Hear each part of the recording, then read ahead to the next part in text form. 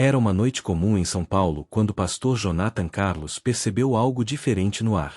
A cidade continuava com seu barulho habitual, mas dentro da pequena igreja no bairro da Penha, reinava um silêncio estranho, quase pesado.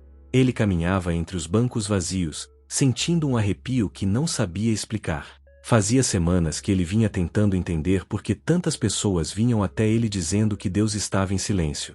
E agora, pela primeira vez, ele sentia o mesmo. Jonathan sempre foi um pastor firme, conhecido por sua fé inabalável e pelo jeito calmo de lidar com qualquer assunto espiritual.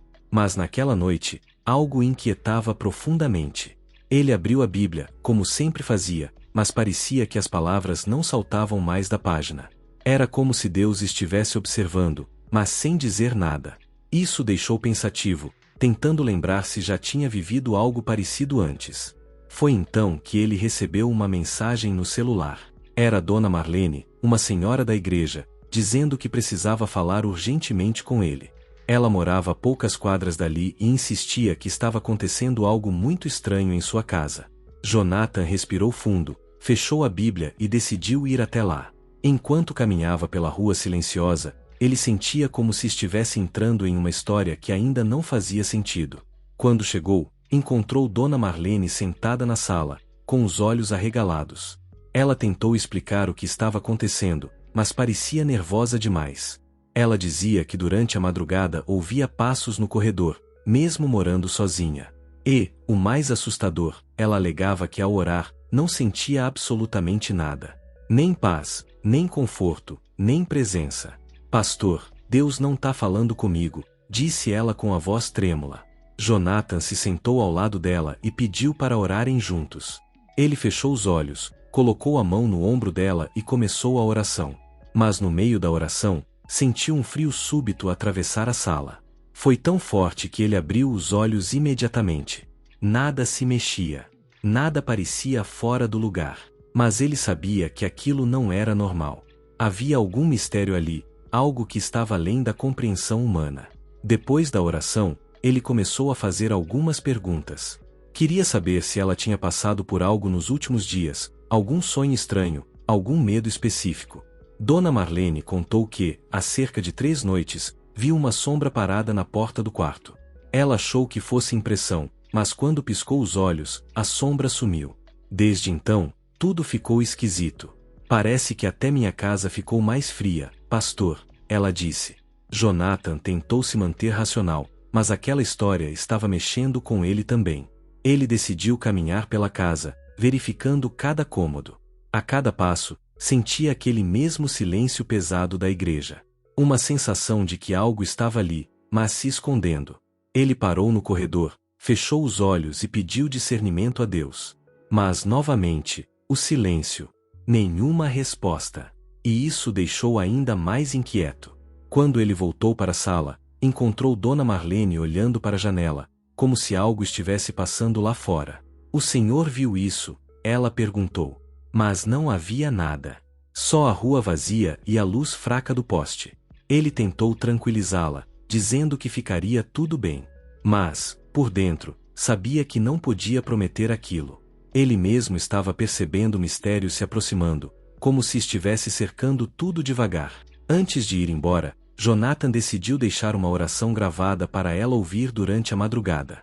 Ele sempre fazia isso quando membros da igreja estavam com medo. Mas, ao tentar gravar, o celular travou. A tela congelou completamente.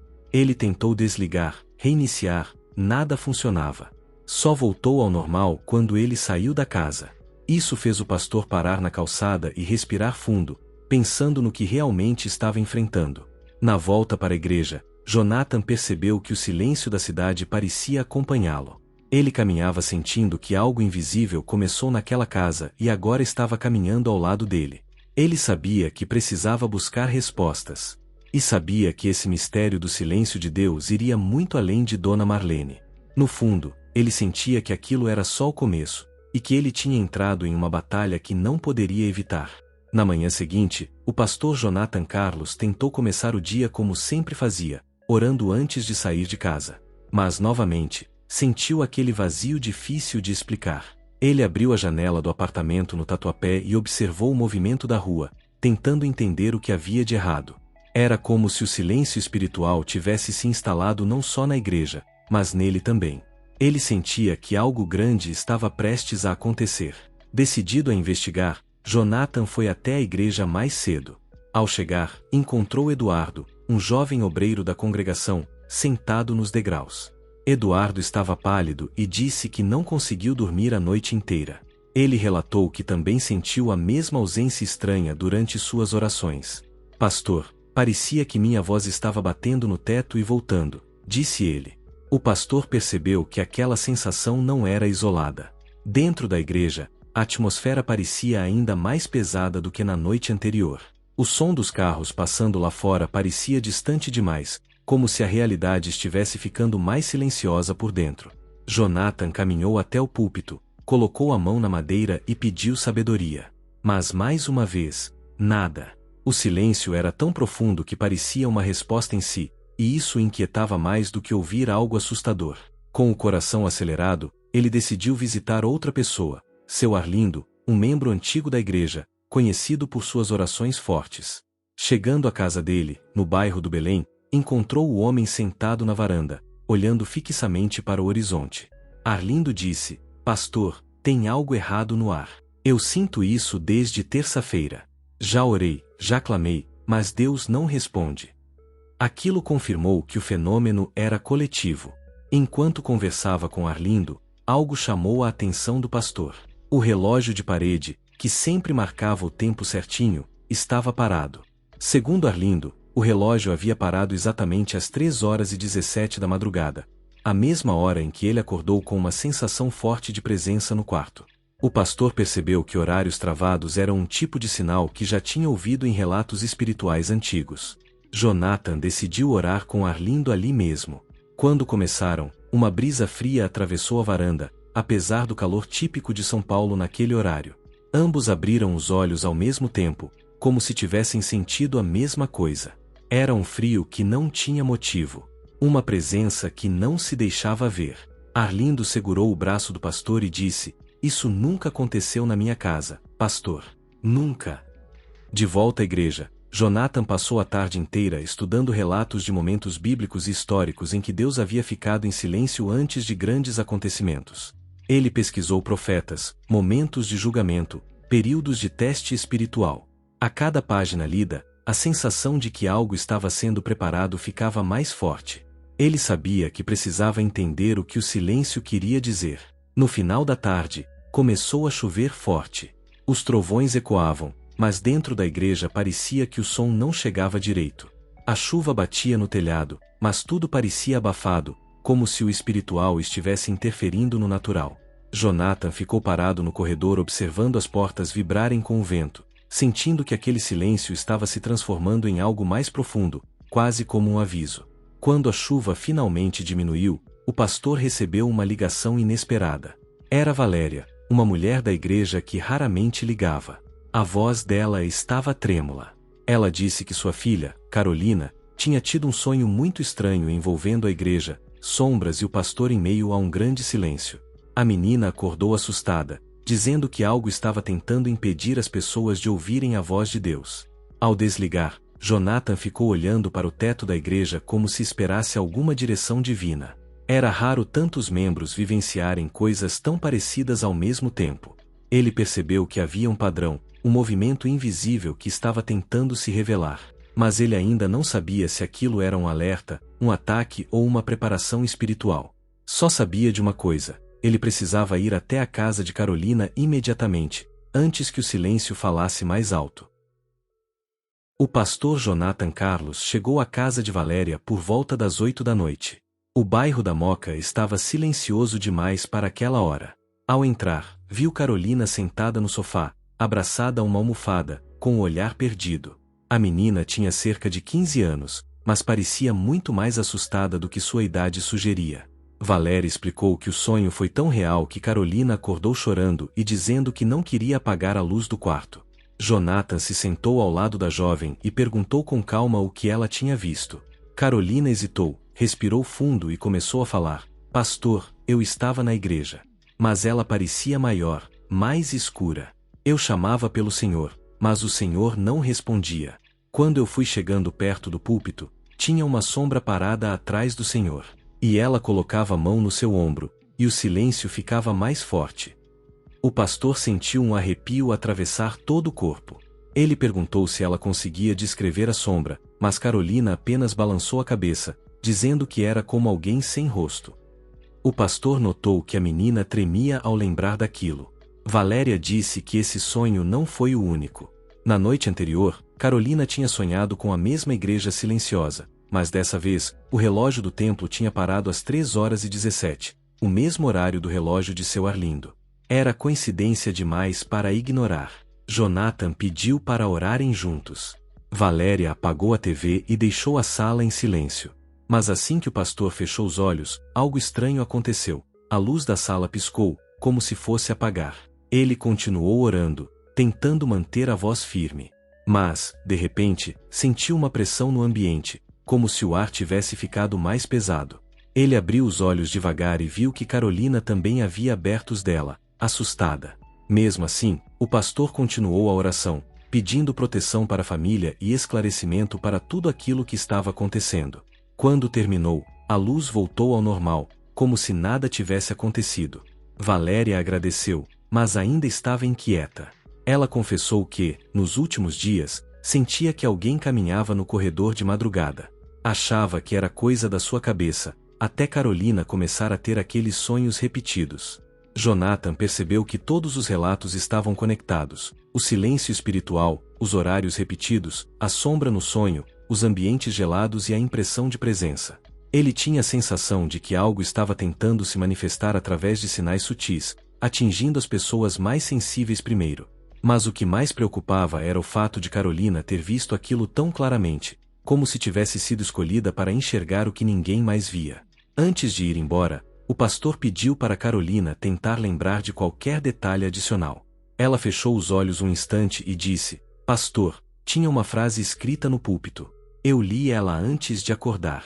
Era como se fosse um aviso." Jonathan se aproximou e perguntou qual frase era essa. A menina olhou para ele com uma expressão séria e respondeu: "Estão tentando calar o que vem do alto." O pastor ficou paralisado por alguns segundos.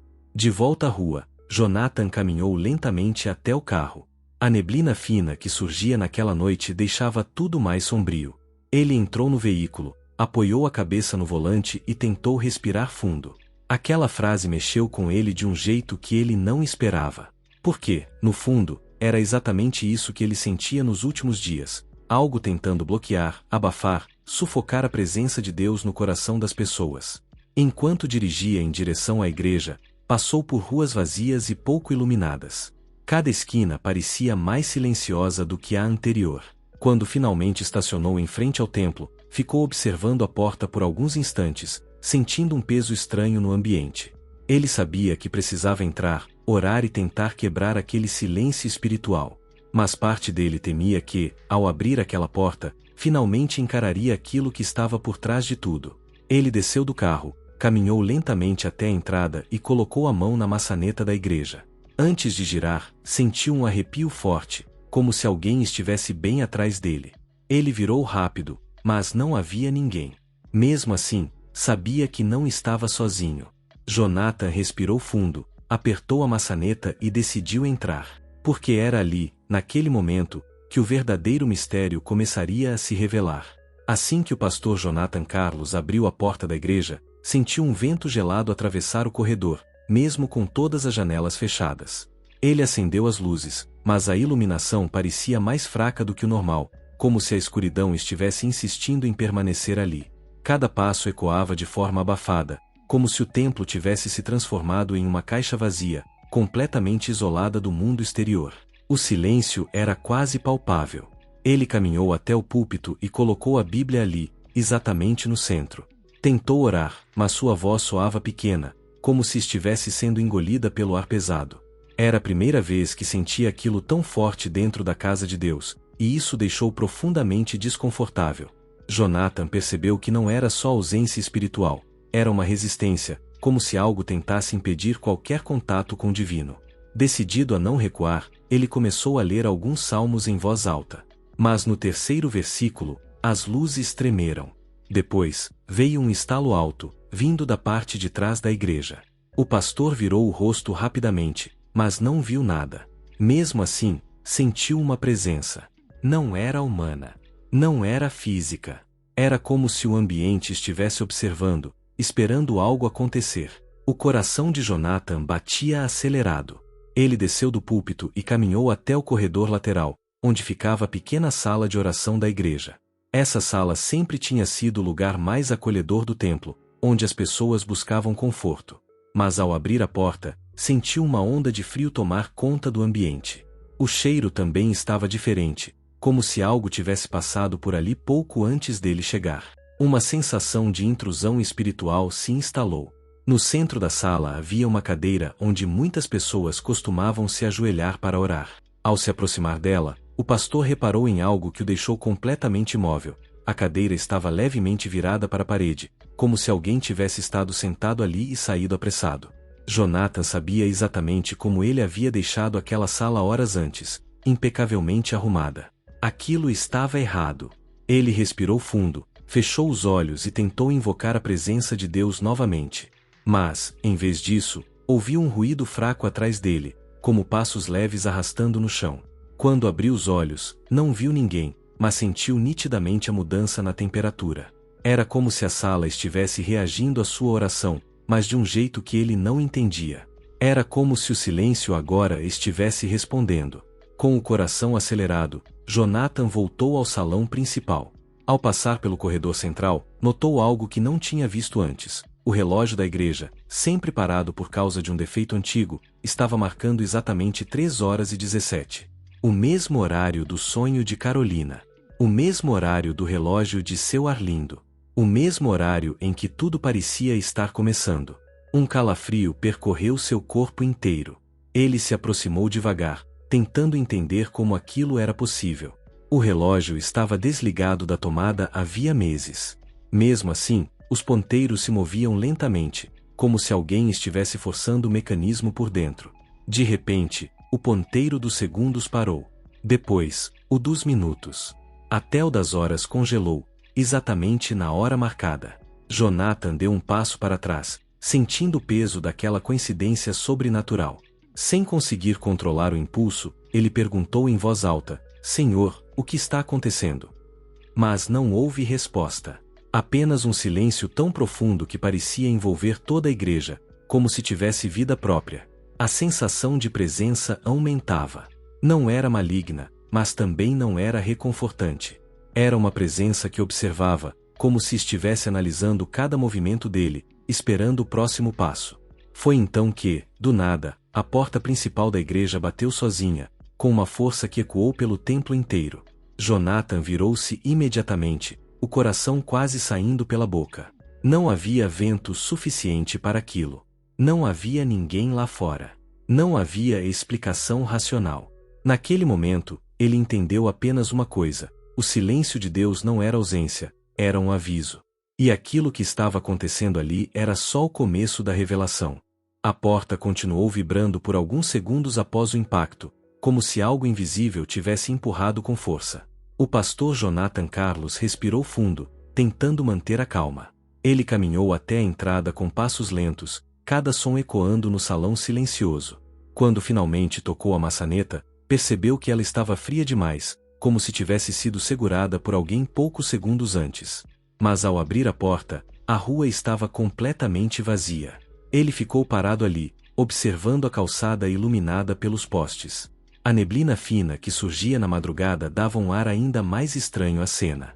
Não havia vento, não havia carros, não havia nada que explicasse o que tinha acontecido dentro da igreja. Jonathan fechou a porta devagar, certificando-se de que estava trancada, e voltou para o interior do templo com a sensação de que algo estava prestes a se revelar.